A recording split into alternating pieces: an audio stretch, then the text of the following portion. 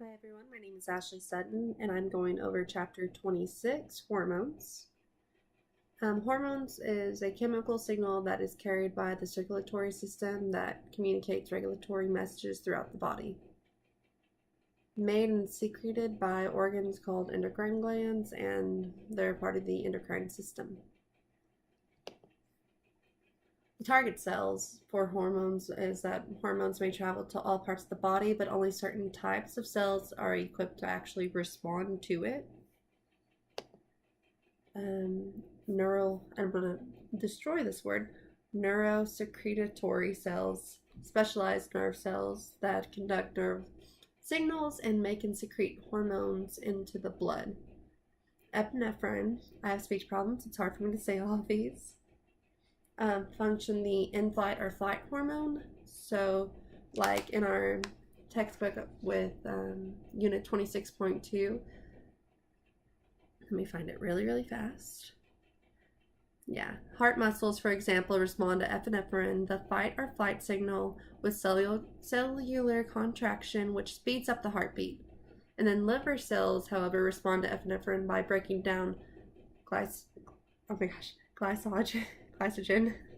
providing glucose and energy source to body cells. There's water-soluble hormones that are embedded in the plasma membrane of target cells and project outward from the cell surface. First, you have the hormone molecule.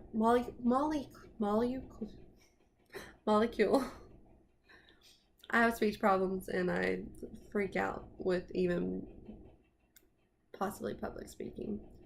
But the hormone molecule binds to the receptor protein and it activates it, and then a signal transduction pathway begins, and then the final relay molecule activates a protein that carries out the cell's response. So you have the non-steroid hormone, which is the first messenger, that goes into the receptor protein, that then goes into the activated, or that turns into the activated enzyme. And then you have ATP that goes to CAMP, which is the second messenger that makes the effect on cellular functions such as glycogen breakdown. And then it's, of course, you have your plasma membrane of the target cell surrounding it.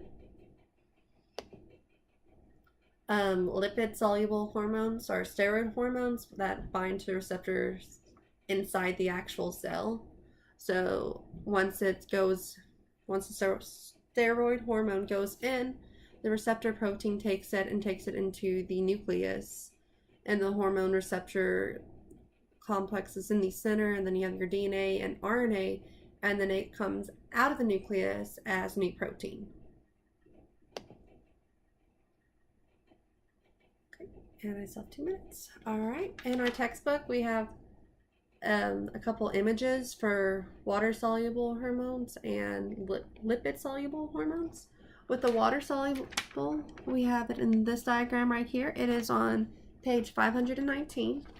And you can see, as shown in the diagram, that the water-soluble hormone goes into the receptor protein, which is implanted in the plasma membrane. And the signal transduction pathway goes through, and you have your relay molecules, and then your cellular response, and then cytoplasmic response or gene regulation. So it goes into the nucleus if it has gene regulations, or it will just have the cytoplasmic response and still stay in the cytoplasm within the plasma membrane. And then you also have with our lipid soluble, it's also on page 519. It's this diagram right here. I'm just going to explain what's going on real fast. You have your steroid hormone, and it goes into the target cell, into the receptor protein, and through the receptor protein it goes into the nucleus where there's a hormone receptor complex, and it transforms with the DNA, and it transcribes into RNA, and then it turns into new protein. The cellular response is the activation of a gene and synthesis of new protein. So they're just different ways we have our hormone. Okay. Okay, well, my name's Ashley Sutton again, and that was my presentation over hormones for chapter 26. Thank you.